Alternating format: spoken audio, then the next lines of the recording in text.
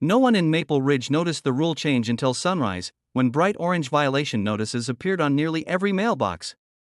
The paper looked official, stamped with the HOA seal, warning homeowners that all front yard structures must be removed within 72 hours. Residents stepped outside confused, whispering across driveways, wondering how such a drastic rule could appear overnight. Among them was Daniel Harper, a quiet widower who had lived on Alder Lane for 20 years. His small wooden pergola, built in memory of his late wife, sat at the edge of his yard wrapped in climbing roses. The notice declared it illegal. Daniel reread the letter 3 times. No meeting had been announced. No vote had been held. Yet the notice threatened fines, liens, and legal action. Neighbors gathered in uneasy clusters. Some panicked, others began dismantling garden features immediately. The HOA president, Linda Caldwell, drove slowly through the neighborhood in a black SUV, watching compliance like a silent inspector. Daniel felt something was wrong. The tone of the notice was urgent, almost aggressive, as if designed to frighten rather than inform. He folded the paper carefully and looked at the pergola glowing in the morning sun. It had stood peacefully for years, and he knew he wasn't taking it down, not until he understood the truth. By afternoon, Alder Lane sounded like a construction site. Hammers echoed, saws buzzed, and decades of personal touches disappeared piece by piece. Decorative fences fell. Garden arches were dragged to curbs. Fear moved faster than reason. Daniel stayed still. He sat beneath the pergola, fingers tracing the carved initials he and his wife had etched years before. Neighbors stopped by, urging him to comply before fines began. They spoke in hushed voices, as if resistance itself were dangerous. Across the street, Mr. Alvarez dismantled the trellis his grandchildren had painted. He worked silently, pausing often to wipe his eyes. Linda Caldwell returned just before sunset, stepping out of her SUV with a clipboard. She thanked homeowners for their cooperation but warned that enforcement teams would inspect properties within days. When she reached Daniel's yard, she paused. "You've seen the notice," she said. "I have," he replied calmly, "and yet the structure remains." Daniel looked at the pergola, then back at her. "I'm reviewing the bylaws before I act." Her smile tightened. "Non-compliance will result in penalties." She walked away before he could respond, but as evening shadows stretched across the lawn, Daniel realized something else. No one had actually seen the rule change approved, and that detail kept him awake long after the street went quiet. The next morning, Daniel opened a folder he had not touched in years, the original HOA bylaws provided when he bought the house. The pages were worn, corners softened by time, but every clause remained clear. He searched carefully: architectural guidelines, landscaping restrictions, approval procedures, but nowhere did it mention a ban on existing front yard structures. What it did describe, however, was a strict amendment process. Any rule change required homeowner notification, a public meeting, and a 2/3 community vote. None of those steps had occurred. Daniel leaned back in his chair, the silence of the house pressing around him. Outside, trucks hauled away dismantled garden pieces from neighboring homes. He walked to the window and watched the empty spaces where personal touches once stood. Maple Ridge looked strangely uniform, stripped of individuality. Something about the urgency of the notices now felt intentional, as if panic had been the goal. That afternoon, Daniel visited the county records office. The clerk searched recent filings. "No amendments recorded," she said. Daniel thanked her and stepped back into the sunlight, a slow realization forming: if the rule wasn't legally adopted, then the fines weren't enforceable, and the neighborhood had been pressured into compliance without authority. He looked down Alder Lane, where his pergola stood alone. For the first time, he understood why it was still standing, but proving it would be another matter entirely. Word spread quietly that Daniel was questioning the rule change. Some neighbors avoided him, afraid of being associated with defiance.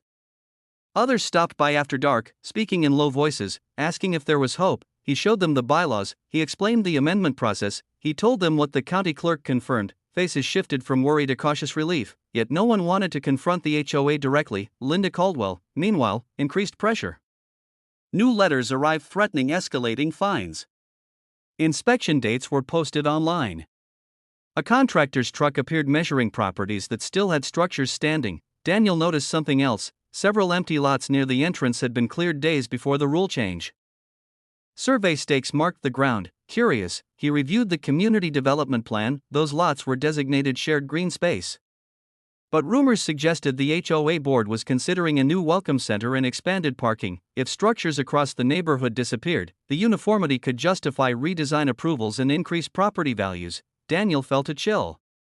The rule change might not be about compliance at all, it might be about redevelopment. That evening, he photographed his pergola, its rose vines glowing in golden light. If this became a fight, he would document everything, because the truth, once revealed, could change far more than a single rule. Inspection day arrived under a clear blue sky.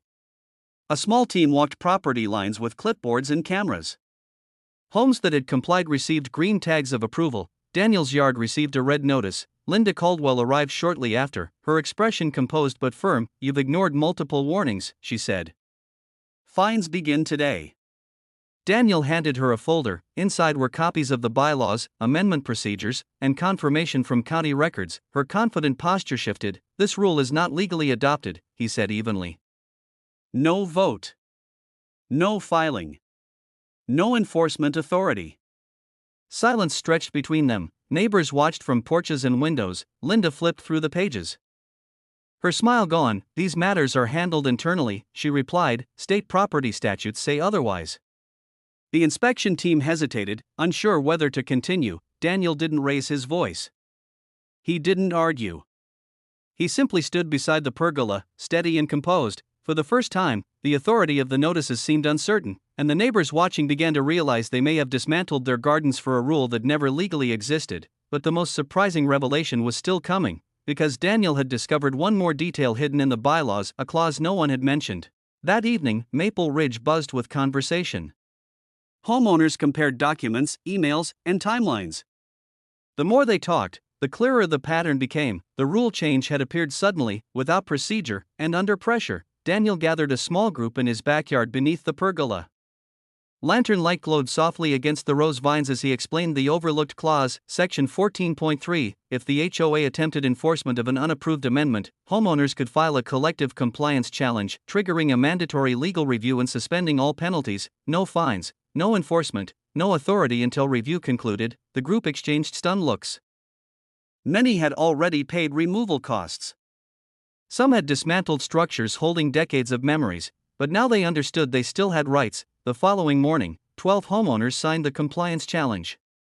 By afternoon, the number doubled. When the document was delivered to the HOA office, enforcement notices stopped immediately. Linda Caldwell did not appear on Alder Lane that day. Instead, a community bulletin announced an emergency board meeting. For the first time since the notices appeared, Maple Ridge felt unified, not by rules, but by shared determination. And as Daniel stood beneath the pergola that evening, he realized the fight had never been about wood and roses.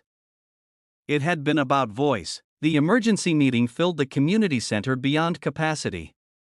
Residents who had rarely attended HOA gatherings now stood shoulder to shoulder, holding folders, photographs, and questions long ignored. Linda Caldwell addressed the room with practiced calm, but the tone had changed. Legal counsel sat beside her, quietly reviewing documents. The compliance challenge had triggered a formal review. Enforcement actions were suspended. The proposed redevelopment plan, including the Welcome Center, was disclosed for the first time. Gasps rippled through the room. The sudden rule change had been intended to standardize front yards before redevelopment proposals were presented.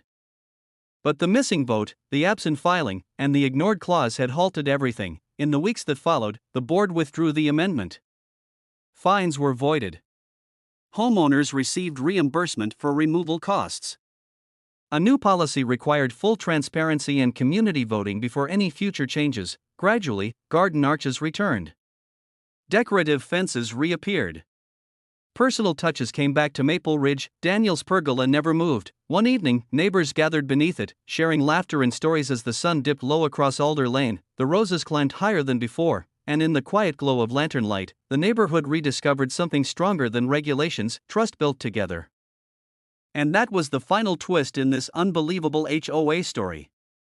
If you love the drama, don't forget to like, subscribe, and drop a comment sharing your thoughts. It really helps this channel grow.